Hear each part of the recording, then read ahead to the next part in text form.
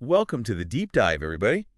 We're diving into 18th century English literature today. Oh, exciting. Yeah, you might be, studying for a big exam, Right? or maybe just looking to revisit some of your favorite writers and works from this time. Absolutely. Maybe you're just curious about the 18th century. Yeah, it's a fascinating period. So we're going to uncover some really fascinating insights about this era, and we're going to use a really interesting approach with this quiz. Yeah, a quiz by Dr. Josvant Rathod. And this isn't your typical quiz, by the way. It's designed to um, help us really understand the key players, The movers and shakers. movers and shakers, yeah, the trends and genres of 18th century English literature. Exactly. So think of it as like a treasure map, Ooh, I like that. a literary treasure map leading us to some truly hidden gems. I'm ready to dig in. Okay, let's jump right in. The 18th century is often called the Age of Johnson. Right. I know the name Dr. Samuel Johnson might sound a little intimidating, Mm-hmm.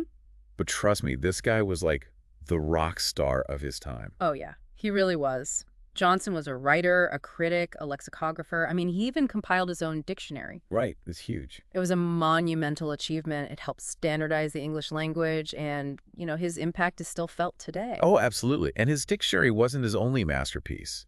He also wrote poetry, like The Vanity of Human Wishes, Mhm. essays like those in The Rambler and The Idler, and even biographies like Lives of English Poets. Which are still studied today. Which are still studied today, exactly. And you know what's interesting? Johnson was known for his really strong personality.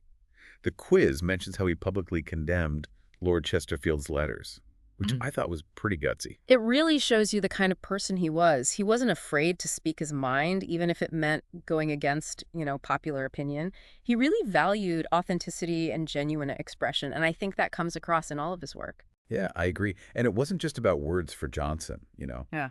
He was a really keen observer of human nature, and his work often explores themes of morality and virtue and the search for meaning.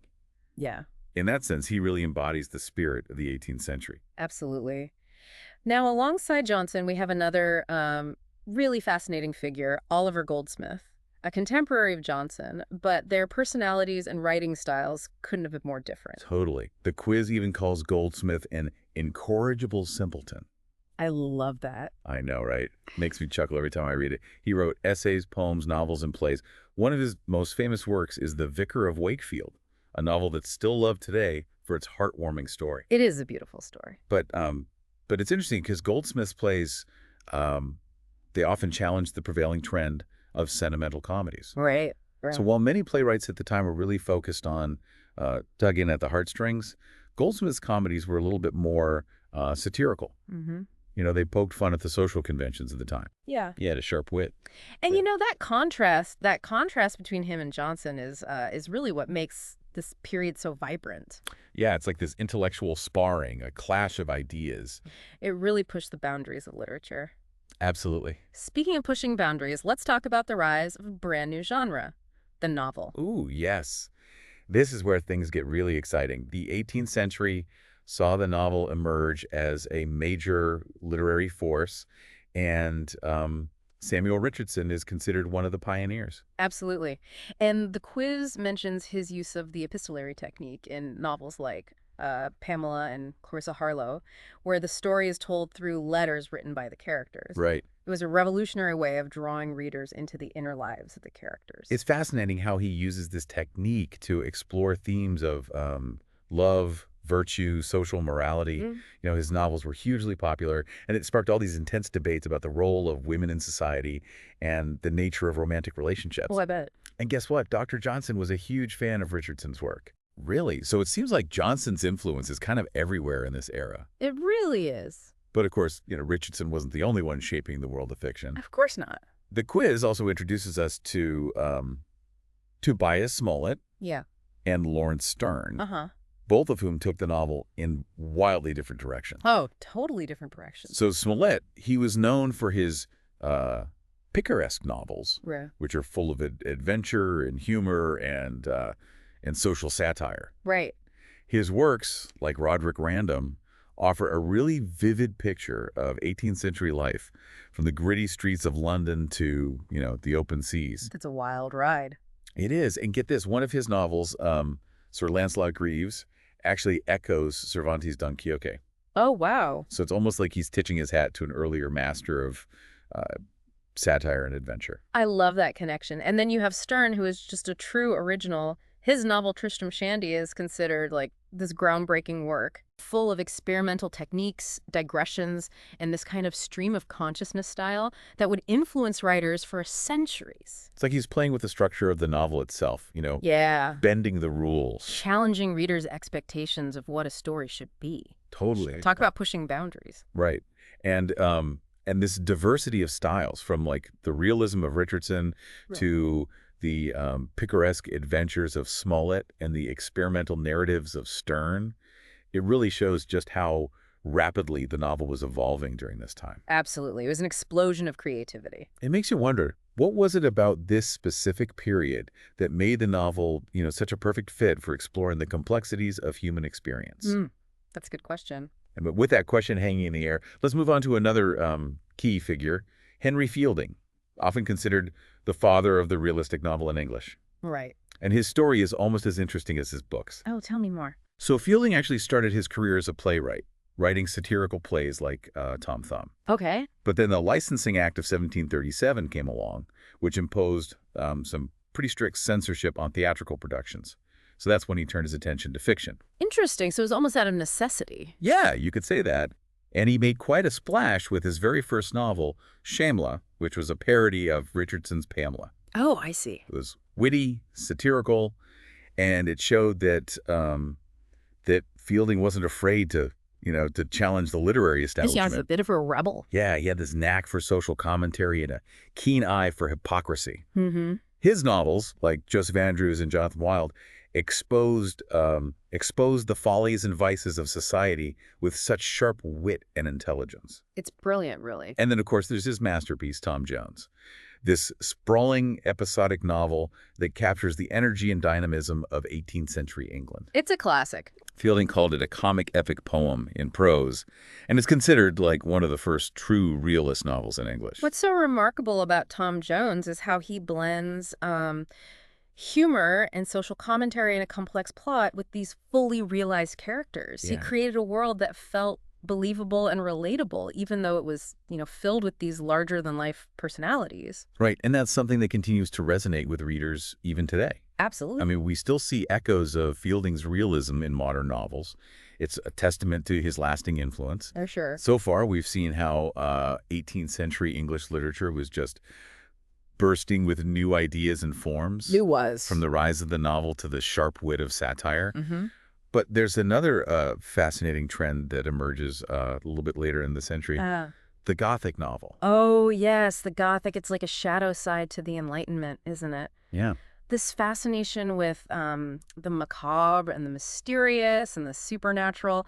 Totally. And you can really see it in novels like Horace Walpole's The Castle of Otranto. Right. Often considered the first true Gothic novel. It really set the stage for everything we kind of associate with Gothic literature today. Crumbling castles, family secrets, things that go bump in the night. Exactly. And it wasn't just Walpole, though. No. Authors like Anne Radcliffe and Matthew Lewis really ran with this idea. Radcliffe's The Mysteries of Udolpho was a huge bestseller. Oh, yeah. Radcliffe was a master of suspense and atmosphere. She really knew how to tap into those, primal fears and create a sense of unease in her readers. Right. And then you have Lewis, whose novel The Monk really pushed the boundaries of what was considered acceptable at the time. Yeah, I can imagine. The Monk is known for its pretty dark themes and its exploration of the darker side of human nature. Oh. It's a far cry from the more rational and satirical works of the early 18th century.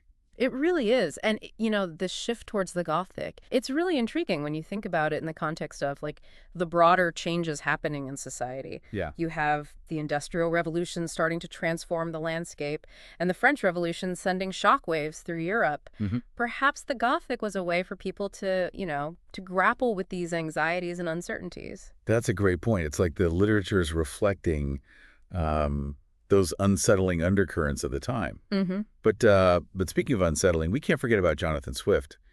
This guy was a master of satire, Oh, absolutely. and his work often held up a mirror to the hypocrisies of society. Yeah, Swift's life was full of contradictions, just like his writing. Yeah. He was a clergyman, but he was deeply disillusioned with the church. Right. He longed for recognition, but he often alienated those in power with his biting wit.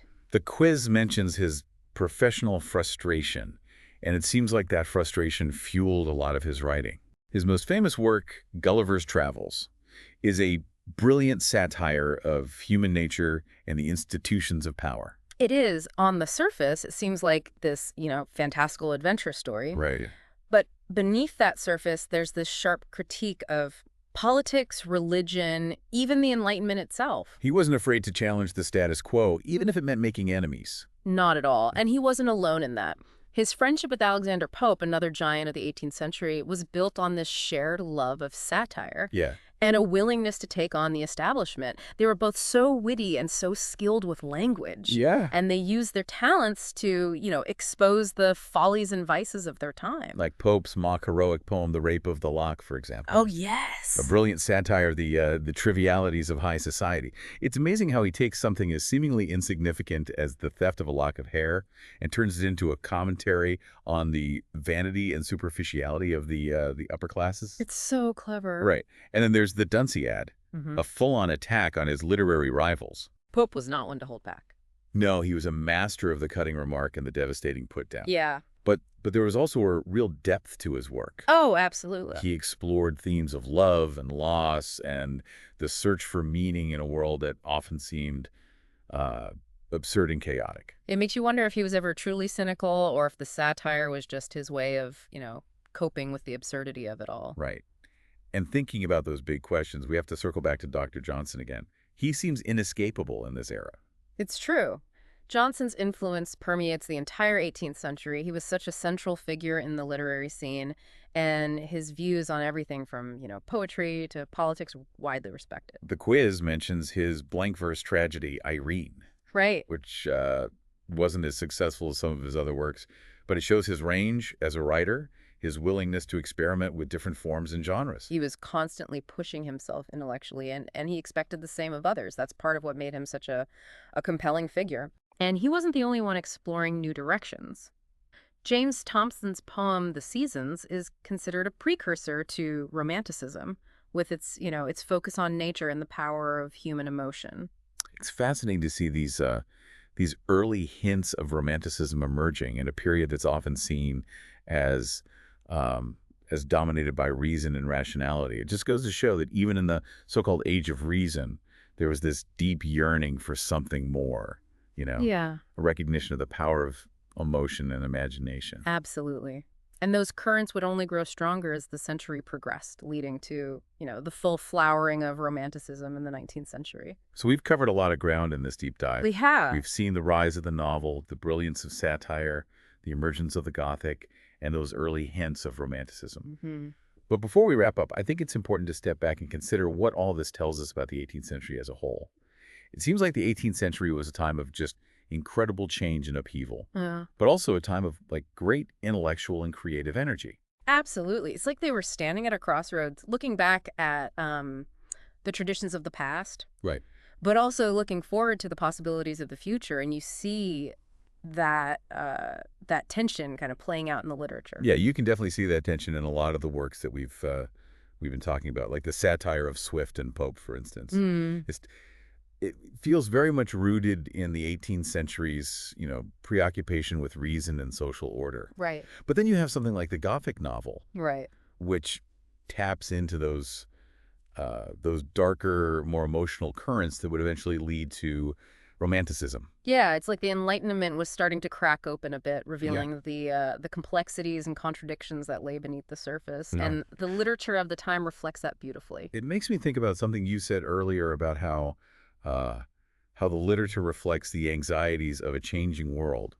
It seems like the 18th century was a time of both great hope and great uncertainty. Exactly. You have the rise of science and reason, the expansion of empires, Hmm. but also the growing pains of industrialization and the rumblings of revolution. Right. All of that is kind of swirling around in the background of these works. It really adds another layer to how we understand these authors and their works. Yeah. It's not just about the words on the page, it's about the world that those words were written in. Absolutely. And that's why it's so important to consider the historical and social context when we study literature. Yeah. It helps us to see these works as part of a larger conversation, a dialogue that continues to this day. This whole deep dive has been like taking a journey through time, hasn't it? It has. We've met all these fascinating figures, explored their ideas, and maybe even challenged some of our own assumptions about the 18th century. What I find most rewarding about studying literature is how it invites us to think critically, to engage with different perspectives. Mm. Wow. Even if we don't always agree with the author's point of view, we can still learn from their insights and appreciate the power of their language. I completely agree. It's like having a conversation with the past, a conversation that can help us to better understand ourselves and the world around us. So for our listeners out there, what's one thing that surprised you about this deep dive into 18th century English literature? What's one author or work you're now curious to explore further? Maybe you're inspired to pick up a novel by Fielding, or delve into the poetry of Pope. Or perhaps you want to learn more about the historical context that shaped this era. Whatever your interest, there's a whole world of literary exploration waiting for you. And remember, the quest for knowledge is a journey, not a destination. So keep exploring, keep questioning, and keep diving deep. Thanks for joining us on this deep dive into 18th century English literature. We'll see you next time for another adventure in knowledge.